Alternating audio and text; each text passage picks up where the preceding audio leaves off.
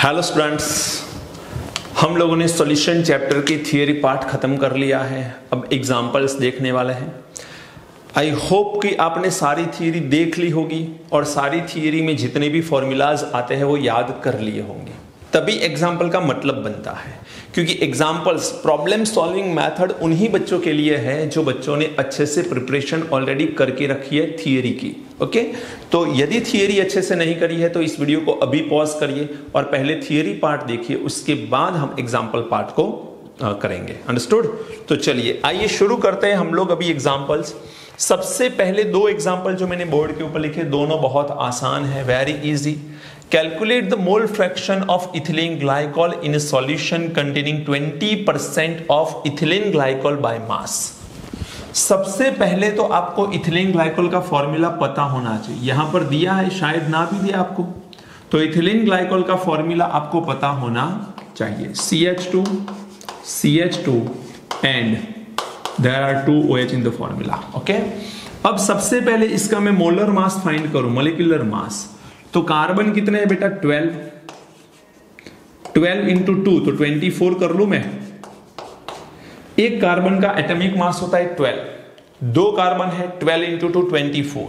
Hydrogen मेरे पास total 6 है, total कर लो 06, एंड ऑक्सीजन है 2, 16 इंटू 2 32। ये हो जाएगा हमारा 62 ग्राम पर मोल। तो ये हमारा बन गया मोलिकुलर मास। हमको फाइंड क्या करना है? Mole fraction. Mole fraction find करने के लिए मुझे मोल की जरूरत पड़ेगी, मोल के लिए मोलिकुलर मास की। चलिए, mole of ethylene glycol and mole of solvent. Solvent को हम 1 से डिनोट करते हैं, सॉल्यूट को हम 2 से डिनोट करते हैं, ये याद रखना। तो N1, सबसे पहले तो N1 फाइंड करने से पहले इसका मतलब समझ लो। तो इसका मतलब क्या होगा? 20% इथिलीन ग्लाइकोल बाय मास। इसका मतलब यह होगा कि 20 gram ethylene glycol plus 80 gram water. ये मैंने थियरी में भी बता दिया था। परसेंटेज ऑफ W/W जब मैंने पढ़ाया तब इसका मीनिंग कैसे हम लोग कर सकते हैं वो बताया था। अब मेरे पास ये 20 है, तो सबसे पहले मुझे ये वेट लेके इसके मॉलिक्यूलर मास से इसके मोल निकालने हैं, और सिमिलरली वाटर के भी मोल मुझे निकालने हैं। तो मैं क्या करूंगा? N1 निकालता हूं पहले। Solvent, weight upon molecular mass, weight is 80, molecular mass of water is 18। तो 80 डिवाइडेड बाय 18 करेंगे हम लोग, तो मुझे यहां पर वाटर के क्या मिलेंगे? मोल मिलेंगे। एंड वाटर के मुझे मोल मिलते हैं 4.344 मोल। ये मेरे पास वाटर के मोल आ गए। अब मुझे N2 निकालना है। N2 का मतलब है मास अपॉन मॉलिक्यूलर मास। मॉलिक्यूलर मास कितना है इसका? 62। तो 20 डिवाइडेड बाय 62 जब हम करेंगे तो यहां पर आएगा 0.322 मोल। तो मुझे दोनों के मोल मिल गए। अब मुझे मोल फ्रैक्शन किसके निकालने हैं? 2 सॉल्यूट के। तो ऊपर आएगा N2 एंड नीचे आएगा N1 प्लस N2। N2 कितना है? 0.322, एंड ये दोनों का टोटल करना पड़ेगा मुझे। 4.444 प्लस 0.322। तो यहां पर मुझे आंसर मिलेगा X2, mole fraction of solute, and वो मुझे मिलता है आंसर 0.068। बेटा मैं कैलकुलेशन कर नहीं रहा हूं, कैलकुलेशन पार्ट आपका रहेगा, सिर्फ मैं तो आंसर लिख रहा हूं यहां पर, तो आप लोगों को कैलकुलेशन कर लेनी है। 0.068। अब मान के चलो आपको पूछ रहा है कि सॉल्वेंट के भी मोल फ्रैक्शन निकालो। तो सॉल्वेंट की मोल फ्रैक्शन निकालना बहुत आसान है। 1 माइनस X2 कर लो, तो 1 माइनस 0.068 कर लोगे आप, तो यहां पर शायद आपको मिलेगा 0.932। This is the value of X1। तो आपको X1 एंड X2 दोनों की वैल्यू यहां पर मिल सकती है। अंडरस्टूड? चलिए क्वेश्चन नंबर 2 की बात करते हैं। Calculate the molarity of solution containing 5 gram of NaOH in 450 ml solution. तो इन दैट केस हम क्या कर सकते हैं? मोलारिटी फाइंड करनी है। NaOH का मोलिकुलर मास आपको पता होना चाहिए। Molecular mass of NaOH is 40, sodium का 23 होता है, हाइड्रोजन का 1 एंड ऑक्सीजन का 16, टोटल हो जाता है 40। अब हम क्या करेंगे, मोलारिटी फाइंड करनी है हम लोगों को। Molarity is equal to W2, 2 denote for solute and 1 for solvent, याद रखना। W2 into 1000 upon M2 into volume in ml, ये हमारा फॉर्मूला है। W2 weight of solute, solute का वेट कितना है 5 grams into 1000, molecular mass of solute कितना है 40 एंड यहां पर वॉल्यूम कितना दिया है 450। तो यहां पर हमको बहुत आसानी से मोलारिटी मिल जाएगी। कैलकुलेशन पार्ट आपका है, कैलकुलेशन करके मुझे बताइए मोलारिटी कितनी आती है। आंसर आना चाहिए आपका 0.278 मोलर। मोलर को आप मोल पर लीटर लिख सकते हो, मोल पर डेसीमीटर क्यूब लिख सकते हो, याद रखना दिस इज मोल पर लीटर और मोल पर डेसीमीटर क्यूब, ये दोनों में से कुछ भी लिख सकते हो आप लोग, अंडरस्टूड। तो दिस इज सेकेंड क्वेश्चन, चलिए नोट करिए फिर आगे बढ़ते हैं।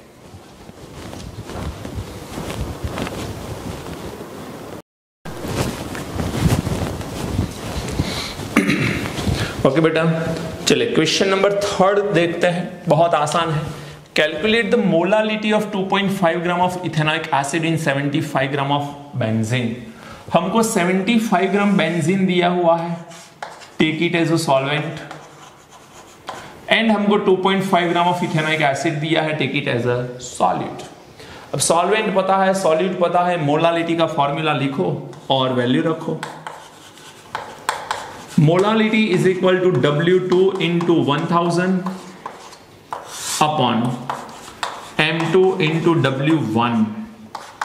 चलिए W2, मुझे पहले तो ये बताइए कि इथेनॉइक एसिड का फॉर्मूला क्या होता है, CH3COOH। इसका आप मॉलिक्यूलर मास निकाल दो, कार्बन कितना है इसमें 2, तो 2 कार्बन है, एक कार्बन का 12, तो 2 कार्बन के 24 हो जाएगा। हाइड्रोजन 4 है तो ये 4 हो जाएगा, एंड ऑक्सीजन 2 है 32 हो जाएगा, तो ये हो जाएगा 60। तो हमारा M2 आ गया 60, W2 कितना है 2.5 ग्राम इंटू 1000 एंड W1 की वैल्यू मेरे पास है 75। आप डायरेक्टली इसके निकालो molality, and molality of this ethanoic acid is 0.556 molal. इसको आप लोग मोल पर केजी भी बोल सकते हो, मोल पर केजी, मोलल आ गया ये। ओके, चलिए अब यहां पर एक क्वेश्चन है, क्वेश्चन को देख के आप लोग बताइए कि कौन सा फॉर्मूला यूज होगा। बहुत आसान है क्योंकि क्वेश्चन के अंदर ही एक वर्ड है हेनरीज लॉ कांस्टेंट, तो सीधी सी बात है इसमें हेनरीज लॉ यूज होने वाला है। क्या बोल रहा है question, if nitrogen gas bubble through water at 293 kelvin, how many millimoles of nitrogen gas would dissolve in the 1 litre of water. 1 litre पानी लिया है, उसके अंदर हम डाई नाइट्रोजन गैस को पास कर रहे हैं एट 293 केल्विन टेम्परेचर। तो हम लोग जब डाई नाइट्रोजन गैस को पास करेंगे पानी के अंदर, तो कुछ अमाउंट डाई नाइट्रोजन की डिसॉल्व होंगी, तो वो ही देखना है कि कितना डाई नाइट्रोजन डिसॉल्व होता है। Assume that die nitrogen exert a partial pressure of 0.987 bar and given that Henry law constant for dinitrogen at 293 Kelvin is 76.48 kilo बार। यहां पर प्रॉब्लम कहां है पता है, ये यूनिट किलो बार में है, फिर ये यूनिट बार में है, फाइंड करना है मिलीमोल्स, तो मोल लाने पड़ेंगे, फिर मिलीमोल में कन्वर्ट करेंगे। मोल को 1000 से मल्टीप्लाई करोगे तो मिलीमोल हो जाएंगे, लेकिन बार एंड किलो बार को सेम करना पड़ेगा। तो pressure is equal to KH into x, ये हमारा फॉर्मूला है। हमारे पास किसका प्रेशर है, डाइनाइट्रोजन का, तो मोल फ्रैक्शन भी किसका होगा, डाइनाइट्रोजन का। बेटा हमें मिलीमोल फाइंड करने हैं तो मोल फाइंड करने पड़ेंगे, मोल फाइंड करने के लिए मोल फ्रैक्शन चाहिए, तो एक्स को फाइंड करिए पहले। तो x of dinitrogen is equal to pressure of dinitrogen upon KH। Pressure of dinitrogen कितना है, डाई नाइट्रोजन का प्रेशर ये रहा 0.987, लेकिन ये किस में है, बार में है, जबकि ये किस में है, किलो बार में है। तो आप 1000 से मल्टीप्लाई कर लो, 76480, ये बार हो गया किलो बार की जगह, और ये भी बार हो गया। तो मोल फ्रैक्शन, यहां पर हमको मोल फ्रैक्शन निकालने पड़ेंगे। मोल फ्रैक्शन की वैल्यू है कि 1.29 इंटू 10⁻⁵। ये कैलकुलेशन पार्ट है, आप खुद इसे कर सकते हो, कैलकुलेशन करके आप निकालो, इतना आंसर आएगा। ओके, ये हो गए मोल फ्रैक्शन। अब मुझे क्या निकालने हैं, मुझे निकालने हैं मिलीमोल। मिलीमोल के लिए मुझे क्या लाना पड़ेगा, मोल।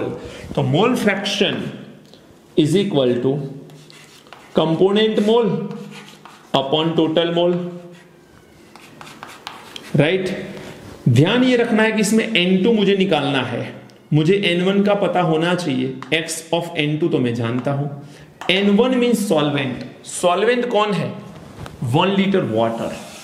मुझे ये बताइए कि वाटर की डेंसिटी कितनी होती है। The density of water is 1 and that's why the 1 litre water we are consider as a 1 kg water.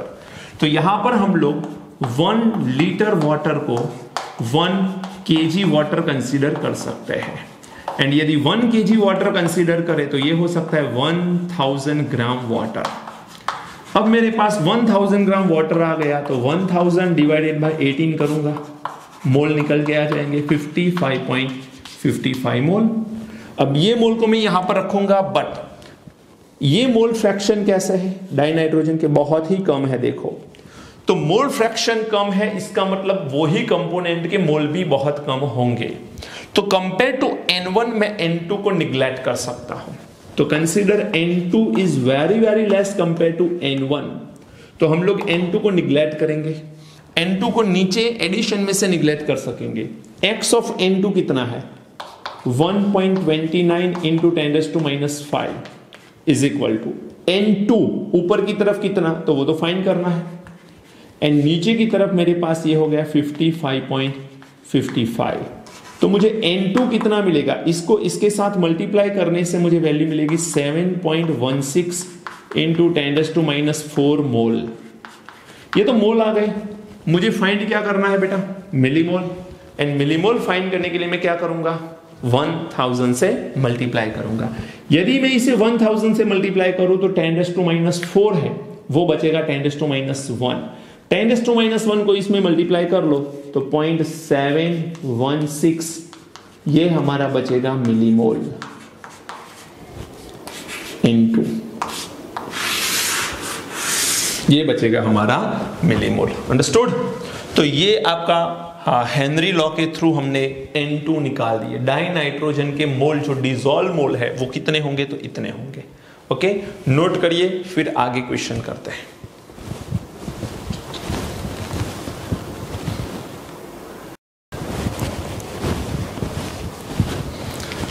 Okay student, चलिए अब क्वेश्चन नंबर 5 देखते हैं। क्वेश्चन नंबर 5 क्या है, it is based on Raoult's law. Volatile solvent and volatile solute का जब mixture होता है, एंड राउल्ट्स लॉ हम पढ़ चुके हैं, तो उसके अकॉर्डिंग ये एग्जांपल है। कैसे पता चलेगा, देखिए, vapour pressure of chloroform and dichloromethane at 293 kelvin are 200 millimetre mercury and 415 millimetre mercury respectively. तो इसका मतलब यह है कि दोनों का हमको वेपर प्रेशर दिया हुआ है। दो कंपोनेंट है जिनका हम मिक्सचर करने वाले हैं, एंड दोनों का यदि वेपर प्रेशर हमको दिया हुआ है तो इसका मतलब डायरेक्टली ये होता है कि दोनों वॉलेटाइल है। ओके, मान के चलो ये 298 है, क्योंकि यहां पर भी 298 दिया हुआ है, या 293 है, दोनों कॉमन होने चाहिए। अब क्वेश्चन क्या बोला है, दोनों का हमको पार्शियल प्रेशर तो दिया हुआ है। P1 नॉट मान के चलो क्लोरोफॉर्म के लिए है, ये क्लोरोफॉर्म के लिए हम मान लेते हैं 1, और वो है हमारा 200 मिलीमीटर मर्क्यूरी। हमारे पास P2 नॉट भी है, एंड P2 नॉट की वैल्यू हमारे पास कितनी है, CH2Cl2। P2 नॉट की वैल्यू कितनी है, 415 मिलीमीटर मर्क्यूरी। तो हमारे पास क्लोरोफॉर्म एंड डाइक्लोरोमीथेन दोनों है, तो दोनों की अलग अलग हमको वेपर प्रेशर दिए हुए हैं प्योर स्टेट के अंदर, उनकी वैल्यू मैंने लिख ली है। अब पहला क्वेश्चन यह है कि calculate the vapour pressure of the solution prepared by mixing 25.5 gram of chloroform and 40 gram of dichloromethane. हमको सबसे पहले दोनों का मिक्सचर करना है, कुछ अमाउंट दी हुई है, दोनों का वेट दे रखा है एंड मिक्सचर का टोटल प्रेशर क्या होगा। बेटा आप सबको पता है कि टोटल प्रेशर फाइंड करने के लिए दोनों के इंडिविजुअल प्रेशर का हमें क्या करना होगा, total, not pure state, solution state का। तो हम लोगों को पता है total pressure is equal to, हमारा फॉर्मूला क्या है, P1 प्लस P2।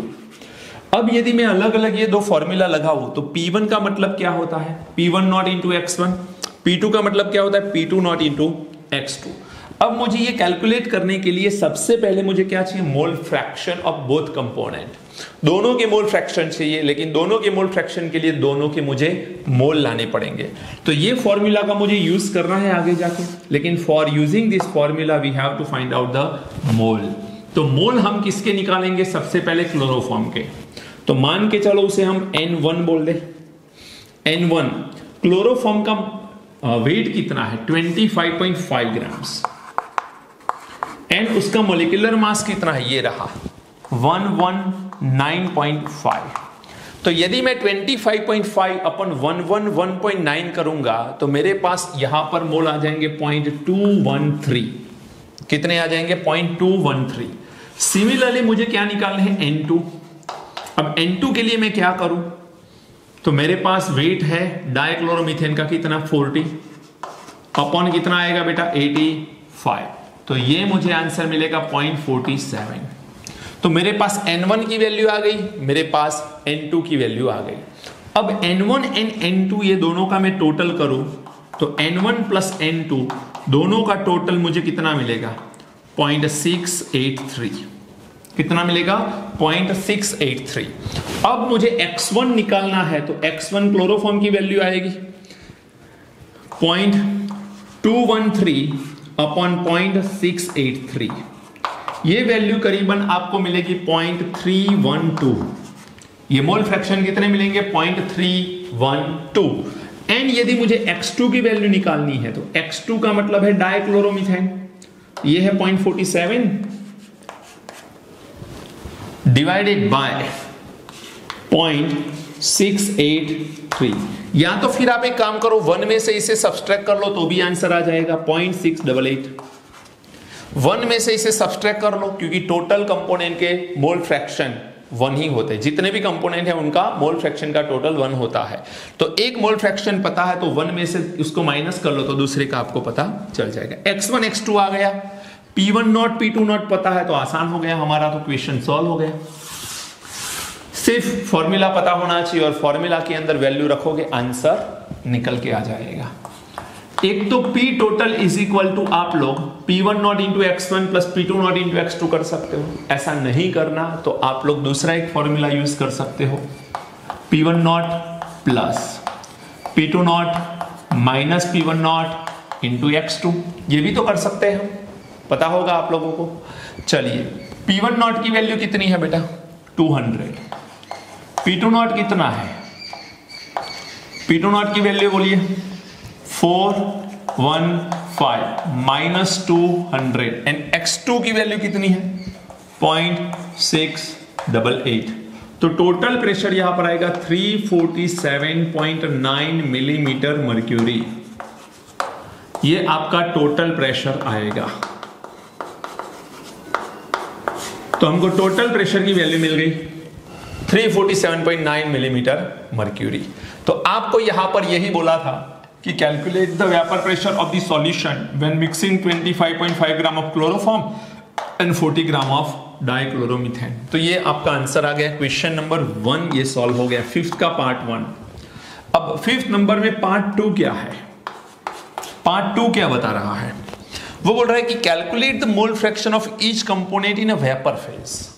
बेटा वेपर फेज के अंदर टोटल मोल फ्रैक्शन यदि कंपोनेंट के निकालने हैं तो फॉर्मूला क्या है, बताइए फॉर्मूला क्या है।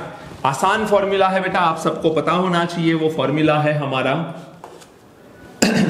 P1 is equal to total pressure into y1, total pressure into y1. y1 is a mole fraction of a gaseous component. Similarly हम P2 भी निकाल सकते हैं, P2 is equal to P total into y2. अब हमको total pressure तो पता है, ये रहा, लेकिन P1 नहीं पता है, तो P1 को निकालने के लिए क्या करेंगे हम? चलिए, P1 is equal to P1 not into x1. P1 not की वैल्यू कितनी है? 200 इंटू x1 की वैल्यू कितनी है? ये रही 0.312. तो ये आ जाएगी आपकी 62.4 मिलीमीटर मर्क्यूरी. ये आपकी P1 की वैल्यू आ गई. ओके, देखो आपको फॉर्मूला नहीं पता तो प्रॉब्लम सॉल्विंग बहुत डिफिकल्ट हो जाएगा. फॉर्मूला पता है तो बहुत आसान हो जाएगा. यहां पर मुझे P2 निकालना है, तो P2 कैसे निकालूंगा? P2 नॉट इंटू x2 करूंगा कि नहीं? P2 नॉट इंटू x2 करूंगा. चलिए, P2 is equal to P2 not कितना है? 415 एंड x2 की वैल्यू कितनी है? ये रही 0.688. देख सकते हो आप, x2 की वैल्यू ये रही 0.688. ये दोनों को मल्टीप्लाई करके मुझे P2 का फाइनल आंसर मिलेगा 285.5.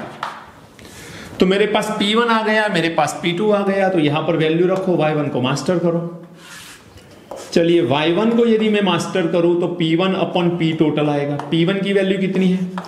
62.4 एंड P टोटल कितना है? 347.9. तो यहां पर मेरे पास ये डिवाइड करने के बाद आंसर आएगा 0.18. ये आपके y1 मींस क्लोरोफॉर्म के मोल फ्रैक्शन आ गए in gaseous state. In gaseous state. Similarly यहां पर मुझे y2 निकालना है, तो y2 इज इक्वल टू क्या करें? P2 upon total pressure. P2 कितना है? 285.5 अपॉन टोटल प्रेशर कितना? ये रहा 347.9. तो हमारे पास y2 आएगा 0.82.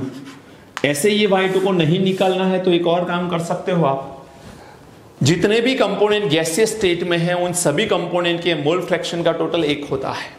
तो 0.18 आ गया, 1 में से उसे सब्ट्रैक्ट कर लो तो y2 मिल जाएगा 0.82. तो this is the mole fraction of dichloromethane in gaseous state. तो गैसियस स्टेट के अंदर हमको y1 एंड y2 दोनों मिल चुके हैं. अंडरस्टूड? तो देखिए बहुत आसान है. करना क्या है, सबसे पहले P1 not and P2 not define किया हम लोगों ने, यहां से निकाल के यहां पर रख लिया. दोनों के मॉलिक्यूलर मास नहीं भी दिए हैं तो कैलकुलेशन आपको पता होनी चाहिए. टोटल प्रेशर का फॉर्मूला P1 प्लस P2 वाला यही है, उसी में से ये आया है. आपने थियरी अच्छे से करी है तो ये क्वेश्चन आपको पता होना चाहिए, ये फॉर्मूला आपको पता होना चाहिए. चलिए, N1 वेट अपॉन मॉलिक्यूलर मास, N2 वेट अपॉन मॉलिक्यूलर मास, N1 N2 का टोटल एंड दोनों की मोल फ्रैक्शन निकाले.